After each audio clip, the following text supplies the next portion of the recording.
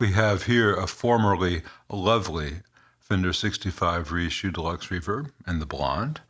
And the service ticket says, occasional howls and pops. Replace grill cloth. I can do that. Replace speaker with the WGS ET65.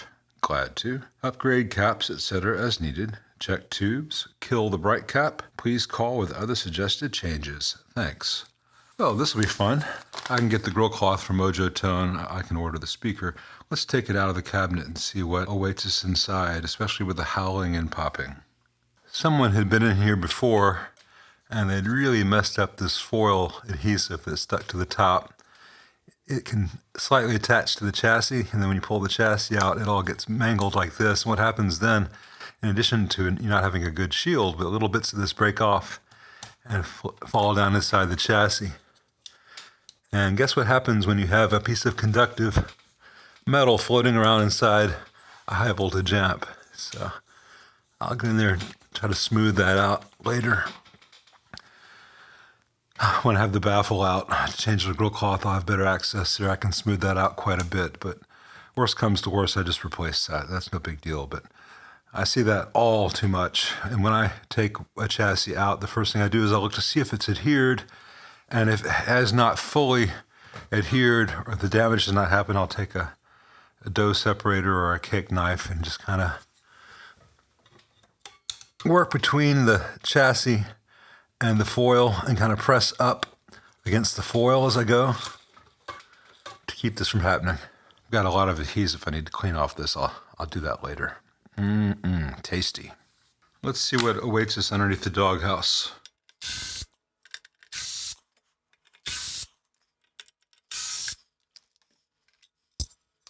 Nothing is leaking, but that one's bulging just a slight bit.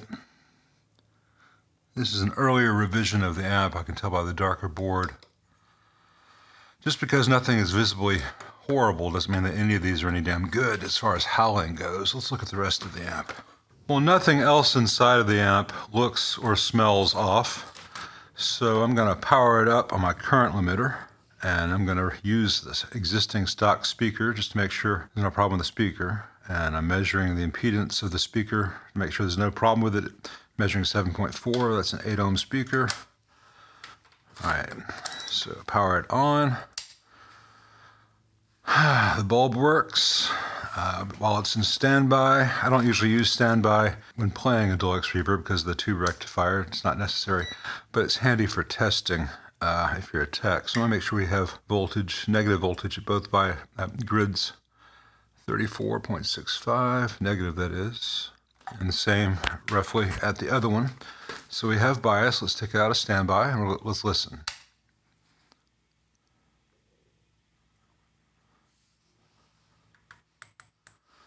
Noise floor is a little bit higher than it ought to be with the volumes off.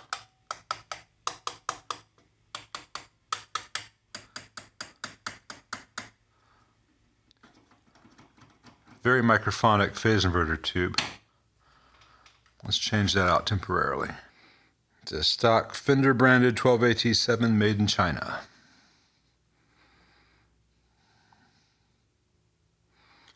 Put that to the side. All right, I've got an RCA in there. The microphonics are fine on the phase inverter, but now that the phase inverter is working better, I'm hearing other stuff. Like here's the normal channel V1. Let's see, V2, not so bad. Pots need cleaning.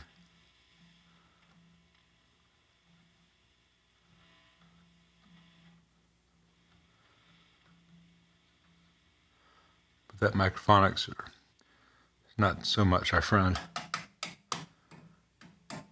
V4 seems really microphonic. We track that down and get some tubes in here that aren't microphonic.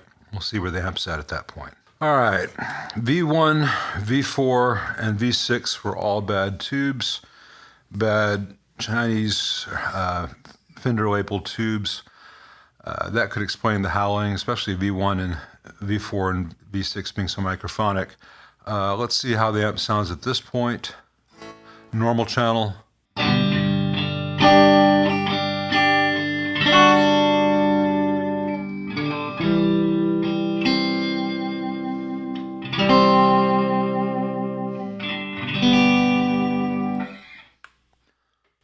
That sounds pretty good. Let's check out the Reverb vibrato channel.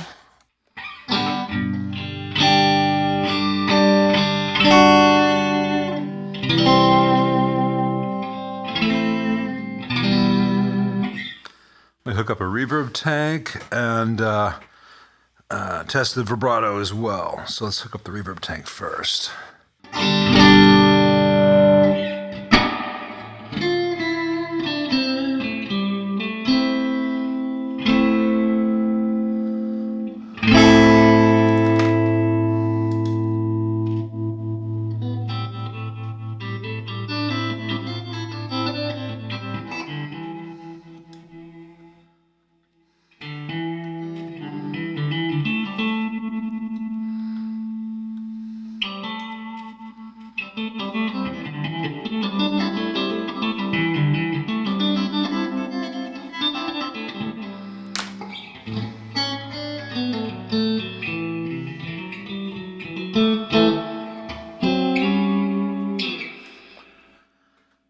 Well, I'm going to remove that bright cap, certainly, and do the speaker and the grill cloth, of course.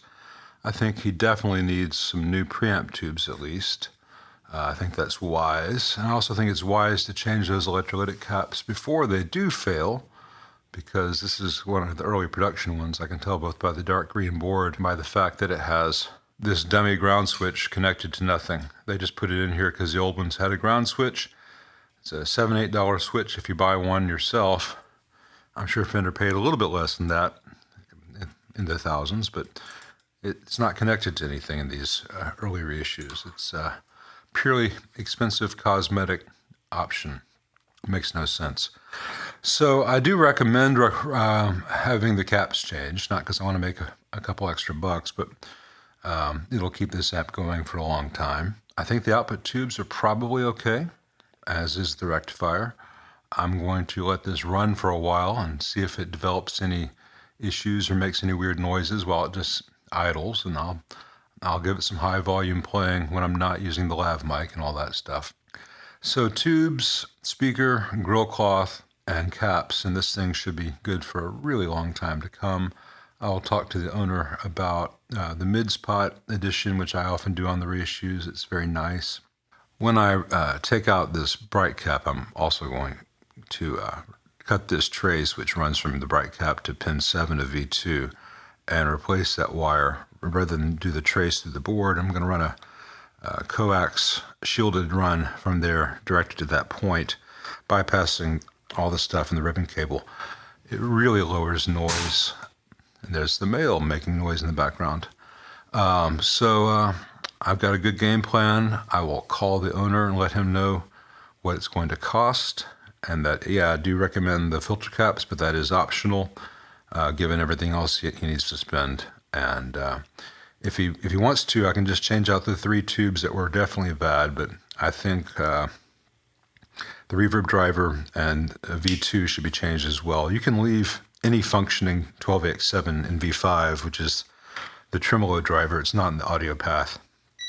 The tube can be microphonic, doesn't matter. It could be noisy, doesn't matter, as long as it has enough gain to cause the oscillation, and the old Chinese tube in here does that. So it's his choice as to whether to change that one as well.